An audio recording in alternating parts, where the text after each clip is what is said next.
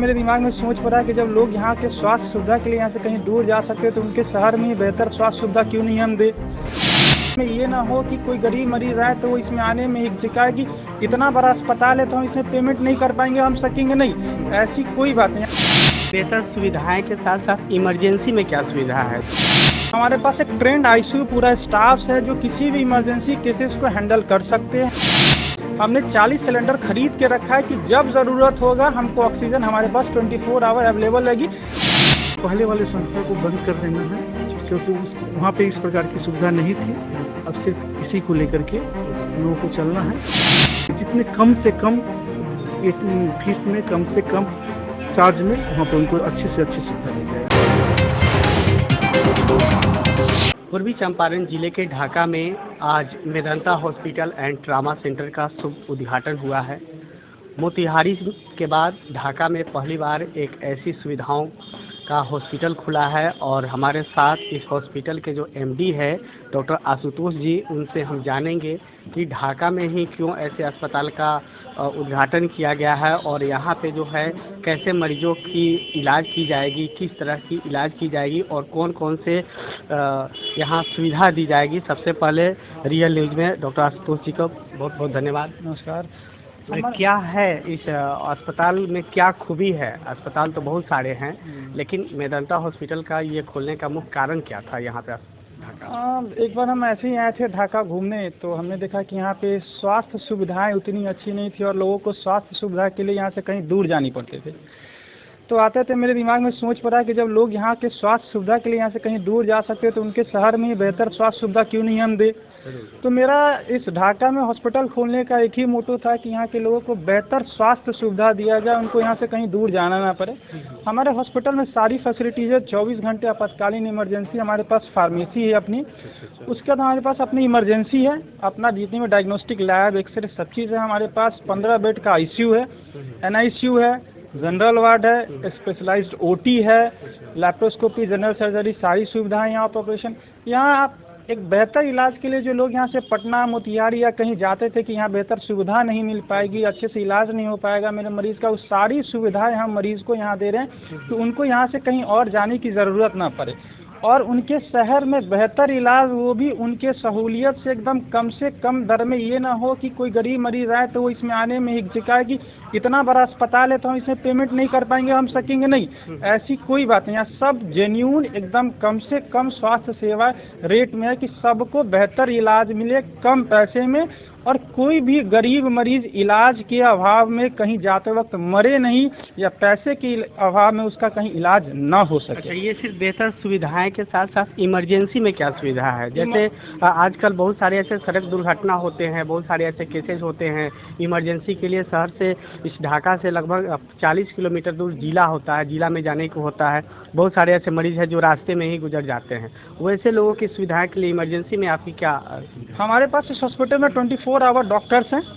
हमारे पास एक trend ICU पूरा स्टाफ है जो किसी भी इमरजेंसी केसेस को हैंडल कर सकते हैं। हमारे पास आईसीयू की जितनी वेंटिलेटर की सुविधा, डीसी शॉक होनी चाहिए, जितनी भी इमरजेंसी केस के लिए जो मरीज कहीं हो जाते हैं सारी सुविधाएं यहाँ पर 24 आवर डॉक्टर्स है। किसी मरीज अगर एक्सीडेंटल हो, गन शॉट हो, गोली लगा हो मरीज हो, सारी मरीजों की इलाज यहाँ पे एट ए टाइम होगा। इस चीज़ के लिए नहीं है कि मरीज यहाँ एडमिट होंगे, बाहर से सर आएंगे तो देखेंगे, वैसी सुविधा नहीं। यहाँ 24 घंटे इमरजेंसी सेवा है। 24 घंटे डॉक्टर यहाँ अवेलेबल होंगे। यहाँ पे जो आपके अस्पताल में जो डॉक्टर होंगे वो डॉक्टर कहाँ के होंगे? हमारे पास जो डॉक्टर्स होंगे हमारे बिहार के अच्छे से सेलेक्टेड डॉक्टर्स को हमने सेलेक्ट किया है। हमारी जो टीम है वो टीम बहुत ही अच्छी है। हमारे पास जो जनरल सर्जन की टीम है, हमारे सुफिया सर बहुत ही अच्छे हॉस्पिटल के सर है, जनरल सर्जन है, लैप्रोस्कोपी सर्जरी करते हैं, ये करते हैं। मेरे पास जितनी भी टीम है, एक एक मेडिसिन हो, आपको एनेस्थेटिक की टीम हो, ऑर्थो हो, कार्डियोलॉजिस्ट हो, गायनेकोलॉजिस्ट, सब हमारे पास जो टीम है वो बिहार के सेलेक्टेड हमने रखा है कि जिस डॉक्टर के लिए लोग वहाँ जाते थे वो डॉक्टर अब उनके शहर में आएंगे उनको बेहतर स्वास्थ्य सुविधाएं देने के लिए। अच्छा, महिलाएं में क्या है? अगर लेडीज अगर इस तरह के मरीज अगर पेशेंट आते हैं उनके लिए क्या सुविधा है? यहाँ पे आपको हमने सोचा है कि 24 आवर, एक तो गायनिकोलॉजिस्ट 24 आवर यहाँ पे रहेंगे कि किसी भी गायनी अगर लेडीज पेशेंट आती है उसके लिए भी वेट नहीं करना है कि मैडम चली गई है, मैडम का ओपीडी का समय खत्म हो गया, वो नहीं। 24 घंटे गायनिकोलॉजिस्ट सर्विस भी यहाँ पर रहेगा। गायनी मैम 24 आवर यहाँ अवेलेबल रहेंगे। अच्छा, इमरजेंसी केस देखने के लिए तो आपने बताया कि मेरे पास डॉक्टर अवेलेबल हैं, बट यहाँ की सुविधाओं को हम कैसे जानेंगे? हमारे जो दर्शक हैं जो देख रहे हैं वो कैसे समझ पाएंगे कि सच में यहाँ पे वो इमरजेंसी सुविधा है या नहीं है? जरूर आपको बताएंगे। अभी हम आपको ले चलेंगे अपने आईसीयू की तरफ। हाँ, उसमें दिखाएंगे कि हमारे पास क्या क्या सुविधाएं अवेलेबल है। हाँ, हाँ। हम लोग चलते हैं, फिर वो देखते हैं। चलिए मैं आपको ये भी बताऊंगा कि ये जो हॉस्पिटल का आज शुभारंभ हुआ है, इस हॉस्पिटल में कौन कौन से इमरजेंसी सुविधाएं उपलब्ध है, ताकि यहाँ पे जो भी पेशेंट आए और उनकी इलाज पूरी तरीके से सही से हो पाए। आईसीयू है जिसमें जो भी इमरजेंसी पेशेंट आएंगे उनका इलाज किया जाएगा। जैसे यहाँ तक पूरी तरीके से आईसीयू जो है पूरी तरीके से क्लीन दिखाई दे रही है, काफ़ी साफ़ सुथरी, और जो यहाँ का मेंटेनेंस जो है काफ़ी ज़्यादा बेहतर तरीके से मेंटेनेंस को देखा जा रहा है। मुझे लगता है ढाका के लिए एक नई पहचान और एक नई सुविधा के साथ ये हॉस्पिटल खुली है, और हम जानेंगे डॉक्टर साहब से कि और इमरजेंसी में और भी क्या इक्विपमेंट होते हैं। थोड़ा वो भी हम इक्विपमेंट को भी हम देखना चाहेंगे और ये एमडी साहब खुद बताएंगे।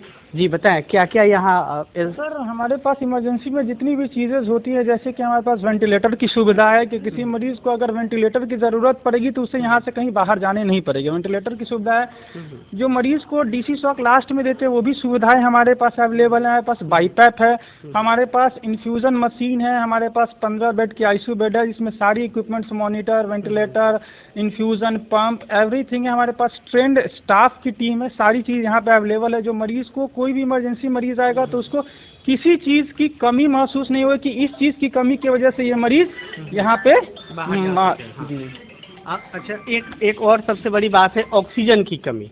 ऑक्सीजन के लिए आपने क्या व्यवस्था कर रखा है? ऑक्सीजन की कमी की वजह से हमें पिछले बार मेरी जो हॉस्पिटल थी मुजफ्फरपुर में मेदांता, वहाँ पे मैंने देखा था कोरोना के टाइम में बहुत ऑक्सीजन की कमी हुई थी और भी हुई थी। तो हमने अपना खुद का 40 सिलेंडर रखा है कि हम किसी सिलेंडर डिस्ट्रीब्यूटर पे डिपेंड नहीं होंगे कि आप हमको ऑक्सीजन सप्लाई कीजिए। हमने 40 सिलेंडर खरीद के रखा है कि जब ज़रूरत होगा हमको ऑक्सीजन हमारे पास 24 आवर अवेलेबल रहेगी। चाहे वो अभी आपको नॉर्मल सिचुएशन हो, चाहे इसके बाद जो कोविड की सिचुएशन आएगी उसमें भी सारी भी कभी ऑक्सीजन की कमी ना होने देंगे, इसकी मेदांता हॉस्पिटल गारंटी लेती है। अच्छा, इसका यानी जो भी कुछ ऐसा केसेज होते हैं उनका सारी जिम्मेवारी आपकी मेदांता नाम से जो ये रखा गया है वो इसका सारी जिम्मेवारी रखेंगे। चलिए, और एक और हमको आप बता दीजिए, ये जो मेदांता हॉस्पिटल का जो आपका शुभारंभ हुआ है यहाँ पे ढाका में, इसका कोई एक लीगल प्रोसेस जैसे होता है कि हाँ कितने दूरी पर फिर दूसरा आपकी कंपनी प्रोवाइड करे किसी दूसरे कस्टमर को, इस तरह से जो भी? सर पूरी लीगल प्रोसेस है। एक डिस्ट्रिक्ट में एक हॉस्पिटल आप खोल सकते हैं, उस हिसाब से एक मेरा मुजफ्फरपुर में, यानी एक जिले में एक ही हॉस्पिटल। जैसे आज यहाँ ढाका खुल गया तो हो सकता है मोतिहारी में नहीं खुलेगा क्योंकि एक ही जिला से ये है अनुमंडल है। जी, एक ही जिला में एक हॉस्पिटल खुलेगा। तो बिहार में अभी आपके कितने हॉस्पिटल चल रहे हैं? एक पटना में है, आपको मुजफ्फरपुर में भी है, और आपको यहाँ मोतिहारी में भी खुल गया, ढाका में। हाँ, आगे का क्या आप और भी? आगे हम लोग अभी सीतामढ़ी में निकल रहे हैं। सीतामढ़ी में भी हमारी प्लानिंग हो चुकी है। 6 महीने के अंदर वहाँ भी हमारी इसी तरह से अच्छे स्पेशलिस्ट हॉस्पिटल सीतामढ़ी में स्टार्ट हो जाएगी। यानी बेहतर सुविधाओं के साथ आपकी मेदांता हॉस्पिटल जो है आपका आगे चल रही है। तो चलिए, ये मैं डॉक्टर आशुतोष जी थे बता रहे थे कि ये Medanta hospital and trauma centre की जो खास सुविधाएं हैं उन सारी सुविधाओं से ये लैस है। और हमारे साथ नीरज जी हैं जो यहाँ ढाका हॉस्पिटल का जो अभी पूरा जिम्मेवारी जो है वही संभाल रहे हैं, ये हमारे साथ हैं। और हम इनसे सवाल करेंगे कि इन्होंने कैसे सोचा ढाका में इतनी बड़ी सुविधाओं के साथ यहाँ जो लाए हैं मेदांता हॉस्पिटल को। सबसे पहले तो रियल न्यूज़ में नीरज जी को बहुत बहुत धन्यवाद। क्या सोच करके आप यहाँ पे इतनी बड़ी फैसिलिटी के साथ आप हॉस्पिटल का? यहाँ पे इस प्रकार की कोई सुविधा नहीं थी। जो भी पेशेंट होते हैं यहाँ से रेफर होते हैं। कुछ पेशेंट ऐसा होते हैं कि जो हेडक्वार्टर जाते जाते मर जाते हैं, या कुछ उस प्रकार से कहीं से कोई सुविधा नहीं अच्छे बेहतर, कहीं से कोई इमरजेंसी का डॉक्टर यहाँ पे नहीं उस प्रकार है। इस कारण से हम लोग ये सब देखते हुए यहाँ पे इस प्रकार का। कितने वर्षों से आप इस फील्ड में हैं? लगभग 10 वर्षों से। 10 वर्षों से आप हैं? जी हाँ। अच्छा, 10 वर्षों से और भी कोई अपना संस्था होगा? पता चला है कि आप और भी कई संस्था चला चुके हैं। जी हाँ, इससे पहले हम एक छोटा सा सेंटर हम भी चलाया करते थे, संजीवनी सेवा सदन के नाम से, जो इस ढाका में ही चला रहे हैं, 10 साल से चला रहे हैं। और यही सब चीज़ को देखते हुए बेहतर फैसिलिटी के साथ में हम लोग इस प्रकार का सोच किए हैं और यहाँ पे इस प्रकार का। अच्छा, आपने यहाँ पे जो लाए हैं इस हॉस्पिटल का, तो क्या पहले वाला जो संस्था था उसको बंद कर देना है या सिर्फ इसको एक लेकर चलना है? नहीं, पहले वाले संस्था को बंद कर देना है क्योंकि उस वहाँ पे इस प्रकार की सुविधा नहीं थी।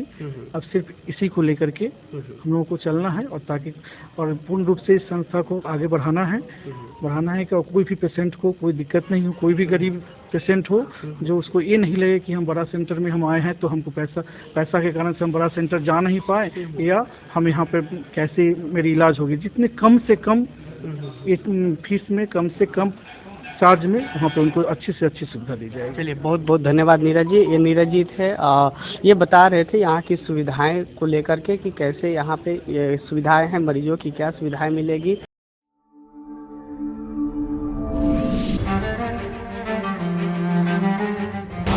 बोल कि लब आजाद है तेरे, बोल कि सच जिंदा है अब तक, बोल जो कुछ कहना है कह ले, बोल ज़बां अब तक तेरी है।